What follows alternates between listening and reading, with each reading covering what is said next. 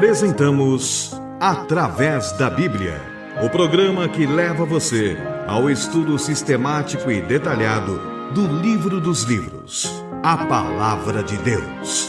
Estes estudos são de autoria do Dr. J. Vernon Magui e apresentados pelo pastor e professor Itamir Neves. Convidamos você, ouvinte, a acompanhar esta jornada através da Bíblia. Olá, amigo, estamos iniciando mais um programa da série Através da Bíblia. Quero saudá-lo em nome do nosso Senhor Jesus Cristo, desejando que esse tempo juntos possa servir para a sua edificação e para outros também que porventura estejam com você, formando o seu grupo de estudo, ouvindo os nossos comentários sobre a Palavra de Deus.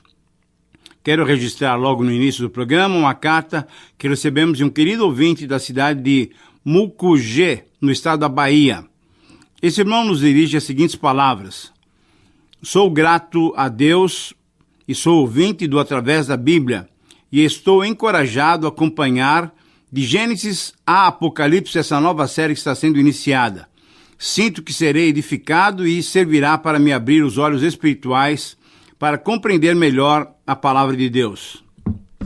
Querido irmão, obrigado por suas palavras. Nós também agradecemos a Deus porque Ele tem nos usado para despertar o seu interesse e de outros amigos queridos para as verdades que nós encontramos nas Escrituras Sagradas. Agradecendo a sua correspondência, eu lanço o desafio para que você e outros que estão nos ouvindo, exatamente agora, anotem o nosso endereço no final do programa para escreverem para nós ou então enviar um e-mail contando as suas experiências, compartilhando aquilo que vai no seu coração e como tem recebido o nosso programa. Você sabe que nós precisamos sempre da sua opinião a respeito do programa, porque precisamos saber como ele tem chegado até aí, qual é o efeito do programa. Então, a sua correspondência para nós é muito importante. Por isso, eu quero também colocar diante de você a nossa necessidade de oração. Gostaria que você estivesse acompanhando esse programa em oração, nos sustentando em oração. E também, do nosso lado, nós queremos dizer que nós temos sempre uma equipe de irmãos orando por você quando você nos escreve. Vamos então ter esse momento de oração e eu quero convidá-lo para nos dirigirmos ao nosso Deus e Pai. Vamos orar. Pai amado, pedimos a tua direção e a iluminação do teu Espírito para esse momento de comunhão contigo, para esse momento de abrirmos a tua palavra e estudarmos a sua vontade para conosco. Senhor, ilumina-nos pelo teu Espírito e capacita-nos pelo teu Espírito a andarmos corretamente de modo a agradá-lo constantemente. Senhor, nós oramos pedindo isso pela tua misericórdia e graça, em nome de Jesus. Amém. Fortalece a fé, conhecer nosso Deus.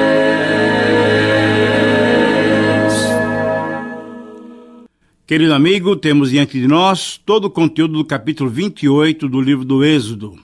Com os seus 43 versículos, temos um trabalho grande para realizarmos durante o programa de hoje. Esse capítulo trata sobre as vestes sacerdotais e podemos dividi-lo em 7 partes. Primeiro, o sacerdote de Arão e seus filhos. Segundo, a estola ou o colete sacerdotal. Terceiro, o peitoral. Quarto, o urim e o tumim. Quinto, a sobrepeliz ou manto sacerdotal. Sexto, a mitra de ouro. E, finalmente, em 7º lugar, as vestes sacerdotais em geral. Muito bem, depois de ter revelado o modelo do santuário, com todos os detalhes possíveis, Deus, a partir desse ponto, instrui a Moisés a respeito dos regulamentos para o ministério sacerdotal. Como vimos, todos os detalhes do tabernáculo apontavam para Cristo e sua obra e para a necessidade do pecador ser redimido em Jesus Cristo. Quando uma criança começa a ser alfabetizada, normalmente ela aprende através de um livro de quadros e de figuras. Por assim dizer, a Bíblia é um livro de figuras e quadros. Portanto, esses ensinos através do tabernáculo e de outras figuras são importantes também para o nosso aprendizado. Precisamos desse grande livro de figuras, de simbolismos, para conhecermos as verdades divinas por meio de Cristo. Então, em primeiro lugar, nos versículos 1 a 5, temos a convocação de Arão e os seus filhos. Veja o nome deles: Nadab, Abiú, Eleazar e Itamar, para oficiarem diante do Senhor como sacerdotes. Arão e seus filhos, então, seriam sacerdotes diante de Deus. E como sacerdotes, deviam ter roupas sagradas, isso é, roupas separadas para esse uso exclusivo. Roupas adequadas, feitas por pessoas habilitadas pelo Espírito de Deus. Para exercerem esse ofício tão especial, era necessário, então, roupas adequadas e específicas para esse ministério. Um destaque importante é o objetivo dessas vestes, conforme o versículo 2. Essas vestes tinham objetivo para glória e ornamento. Isso quer dizer, essas vestes deveriam conferir honra e dignidade aos que a usassem, por estarem realizando uma função tremendamente importante. Você, querido amigo, sabe quais eram as funções dos sacerdotes? Será que você consegue se lembrar? Muito bem, isso mesmo. Vamos lá, vamos anotar. São 7 funções que os sacerdotes tinham. Se você quiser acompanhar, anote-as aí então. Primeiro, eles tinham o dever de serem os mediadores entre Deus e os homens. Como representantes de um Deus santo, os sacerdotes deveriam ser santos também, separados como todo o local de adoração, tabernáculo, os materiais que o constituíam, bem como todos os seus utensílios. Segundo, eles tinham o dever de cuidarem do local da adoração, isso é, eles é que eram os responsáveis por todo o tabernáculo e pelos seus utensílios. Uma terceira responsabilidade, eles tinham atuação como juízes. Isso nós vemos em Deuteronômio capítulo 17, versículo 8 a 13. Em quarto lugar, uma outra responsabilidade, eles tinham o privilégio de abençoar as pessoas. Isso nós vemos em Número capítulo 6, versículos 22 a 27. Mas eles tinham também a responsabilidade de consultarem e anunciarem a vontade divina através do Urim e do Tumim. Nós vamos estudar isso hoje um pouquinho mais. Em sexto lugar, eles tinham a responsabilidade de ensinarem a lei divina ao povo, conforme nós vamos verificar depois em Deuteronômio 33, 10. E, finalmente, uma outra e uma última responsabilidade que eles tinham, que os sacerdotes tinham, era honrarem e respeitarem a Deus, oferecendo sacrifícios puros e santos ao Senhor, conforme nós lemos em Levítico 22, 18 a 25. Mas ainda um outro detalhe sobre essas roupas especiais nós precisamos fazer. Não devemos pensar que havia poderes miraculosos naquelas vestes, de jeito nenhum. Essas vestes não tinham poder sobrenatural, como alguns hoje em dia propagam que existem lenços poderosos que, tocando as pessoas, elas ficam curadas. Não, na verdade isso é superstição. Não é isso que temos aqui. O sentido de santidade aqui é o de ser separado para o serviço religioso. Quer dizer que essas vestes deviam ser separadas para o uso no serviço de Deus, isto é, aquelas roupas seriam colocadas à parte para Deus. Tudo aquilo que separamos para Deus é santo. Em segundo lugar, na segunda parte desse nosso capítulo, nós temos os versículos 4 a 14.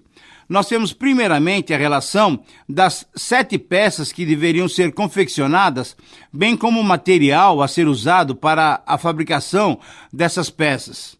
Conforme o versículo 5, seriam usados ouro, estufo azul, púrpura, carmesim e linho fino retorcido. Como você deve reparar, eram todos materiais muito bons. É isso mesmo, isso quer dizer que Deus queria e ainda quer que as melhores coisas sejam usadas para o seu serviço. Muitos irmãos, muitos líderes e até pastores se confundem nessas questões. Veja só, eles creem que por serem ministros não podem usufruir daquilo que é bom, para não darem mau exemplo. Mas eu creio que o texto mostra alguma coisa um pouco diferente, ou melhor, bem diferente. O que há de melhor, com extrema qualidade, é na verdade aquilo que devemos usar para o serviço do Senhor. A palavra condena aqueles que querem exercer o ministério por sorte da ganância, conforme nós lemos lá em 1 Pedro 5:2. Mas aqui tratamos sobre as vestimentas de Arão, que eram muito importantes. Eram feitas de material de extrema qualidade. Mas, sobretudo, devemos nos lembrar que toda essa qualidade era um símbolo de que o trabalho do Senhor deveria ser feito da melhor maneira possível. Lembrando também que nos dias de hoje, o que vale de fato é o nosso interior. O que importa é como Deus vê o coração daquele que ministra ao Senhor. Não tem importância o exterior, se o terno ou a camisa, o vestido ou a blusa foram comprados em lojas populares ou se foram comprados no melhor shopping da cidade. Não importa se o carro que você tem é novo ou se já é bem usado. Por outro lado, é importante também que tenhamos o melhor equipamento para o serviço do Senhor. Devemos fazer todo o possível para apresentarmos ao Senhor o melhor que pudermos. Por exemplo, os equipamentos que estão gravando agora esse programa, como é que eles devem ser? Velhos, antigos, fora de linha, baratos? Não, com certeza não. Devem ser os melhores equipamentos para fazer o trabalho do Senhor da melhor maneira possível. Então nós estamos querendo sempre o melhor para nós. Porém, nem sempre estamos querendo fazer o melhor para Deus. Esse é o problema. Devemos cuidar com isso. Então, o que vale é como nós usamos essas ferramentas no trabalho de Deus. É isso. É a motivação que vale hoje. As vestes de Arão e dos demais sacerdotes, na verdade, são coisas do passado. O passado era sombra, indicava para o futuro. E em Cristo, o futuro já veio. Tanto as igrejas não devem julgar os pastores e os seus líderes, como os obreiros e pastores, não devem agir apenas para agradar esse ou aquele membro que ainda não é maduro, tendo no seu coração o desejo de desfrutar desse ou daquele bem que gostaria de adquirir. Querido amigo, na verdade, nós precisamos de maturidade em nossas comunidades e em nossos relacionamentos. Mas além de nos apresentar a relação das roupas e os materiais com que elas deveriam ser confeccionadas, o texto nos mostra a primeira peça do vestuário, a estola. A estola, veja que nome interessante. Essa estola é aquilo que nós conhecemos hoje em dia como um colete. Com certeza seria uma peça muito bonita, de linho fino, composto de 2 partes, sem mangas, enfeitado com fios coloridos que ia aproximadamente até a altura do quadril, presa ao corpo por um cinto feito de uma maneira muito bem esmerada, isto é, feita com capricho, conforme o versículo 8. Haviam também, conforme o versículo 9 a 12, 2 pedras de ônix, provavelmente esmeraldas, nessa vestimenta, e elas ficavam à altura dos ombros do sacerdote. Os nomes dos filhos de Israel se achavam gravados nessas pedras, 6 em cada uma das pedras.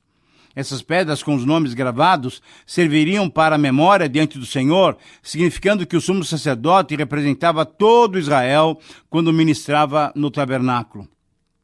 Querido amigo, em relação a essa estola sacerdotal, fica a lição de que Deus quer o melhor para o seu serviço.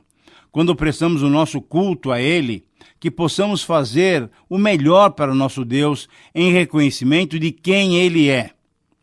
Em terceiro lugar, uma terceira divisão do capítulo, nos versículos 15 a 29, nós temos agora as instruções sobre o peitoral, chamado de peitoral do juízo ou peitoral das decisões. Era uma peça única de tecido, ela tinha uma dobradura como se fosse um bolso quadrado e tinha na parte da frente fixada 12 pedras preciosas em 4 fileiras, em que os nomes das 12 tribos de Israel também estavam escritos. E também tinha o Urim e o Tumim. Esse peitoral era unido à estola e ao cinturão por umas pequenas tiras de fios de ouro retorcidas e argolas de ouro. E assim, em conformidade com o versículo 12 e o versículo 29, também nos mostra que Arão levava duplamente o nome dos filhos de Israel, representando-os diante do Senhor, tanto na estola como no peitoral.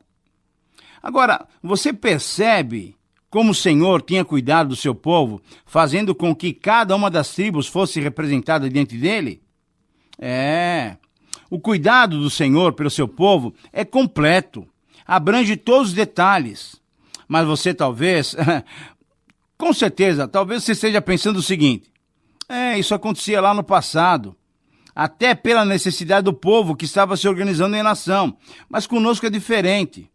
Olha, eu concordo com você mesmo, é isso mesmo, conosco é muito diferente. Mas sabe por quê?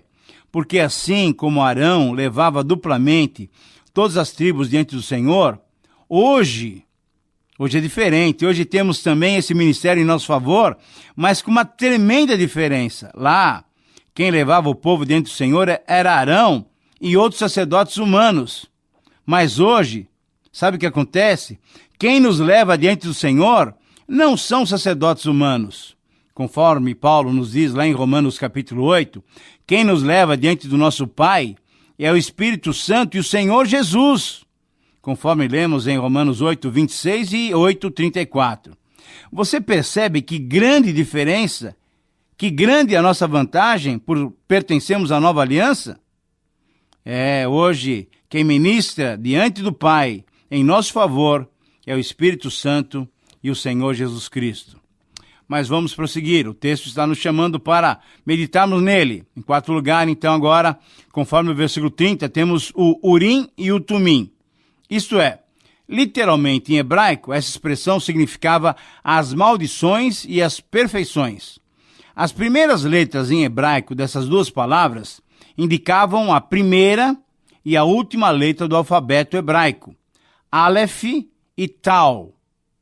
Como se fosse, no Novo Testamento, o alfa e o ômega. Ou então, como se fosse no português, o A e o Z. Provavelmente, essas eram duas pedras colocadas dentro do peitoral. Normalmente, elas eram usadas como sortes quando se desejava conhecer a vontade de Deus. Uma das teorias que tenta explicar como funcionavam essas pedras sugere que Urim, que significava as maldições, era o não, enquanto o Tumim, que significava as perfeições, era o sim. E assim era possível perceber essa vontade do Senhor.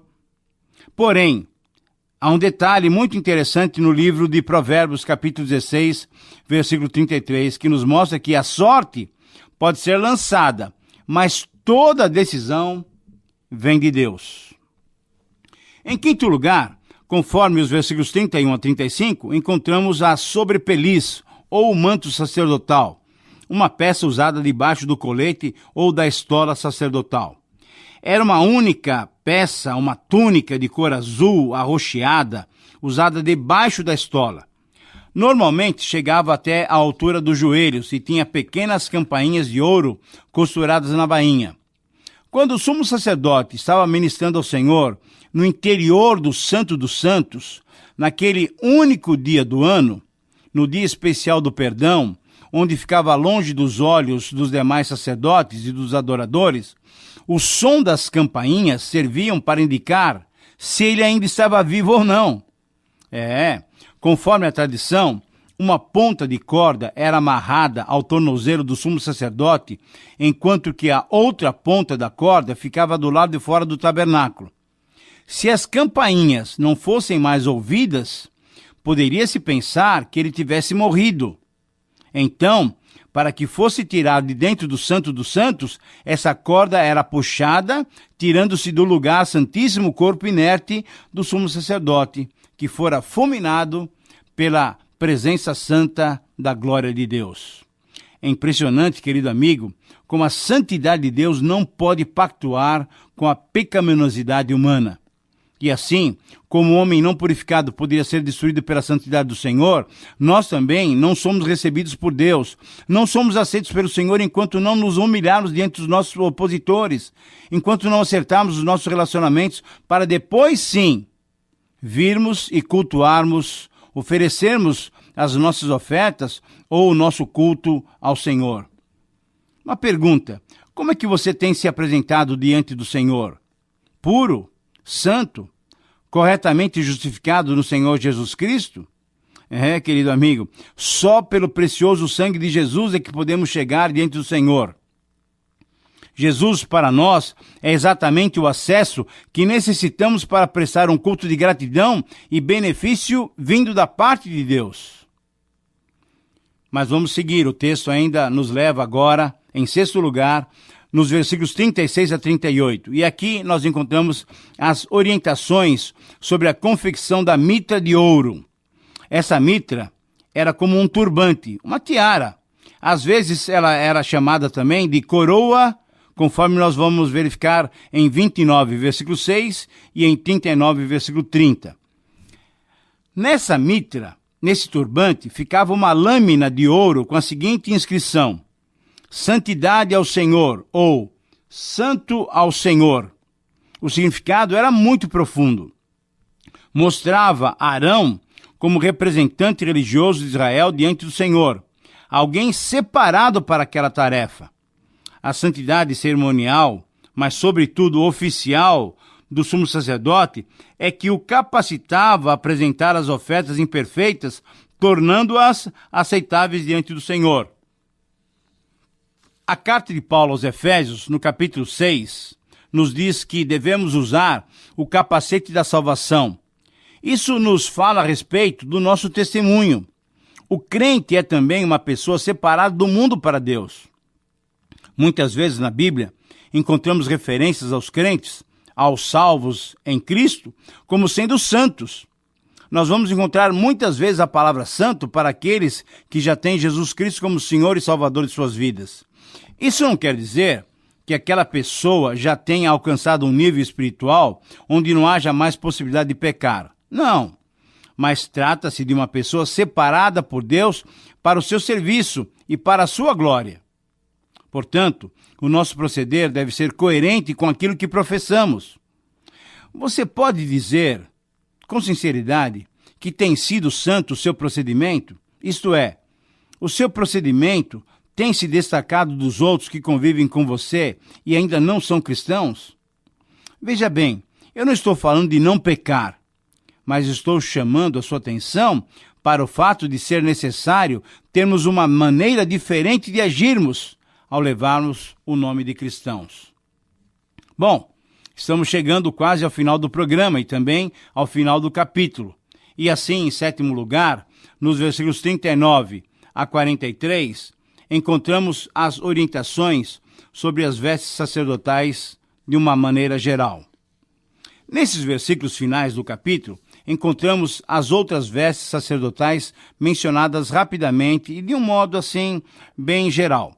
No versículo 39, temos mais uma túnica que deveria ser confeccionada. Deveria ser uma túnica longa, usada por baixo do roupão, debaixo do manto. Essas vestes sacerdotais deveriam ser usadas sempre que um sacerdote ministrasse na presença de Deus.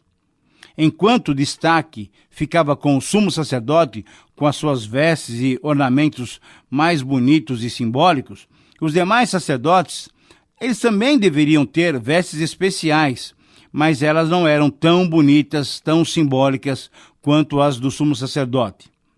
As túnicas mais simples, os cintos, os turbantes ou as tiaras, eram as vestimentas gerais dos sacerdotes. Porém, nós devemos notar, conforme o versículo 40, uma semelhança com o versículo 2. Por quê? Porque a motivação dessas roupas especiais era de conferir honra e dignidade ao ofício sacerdotal. Sim, querido amigo, era um ofício especial diante do Senhor.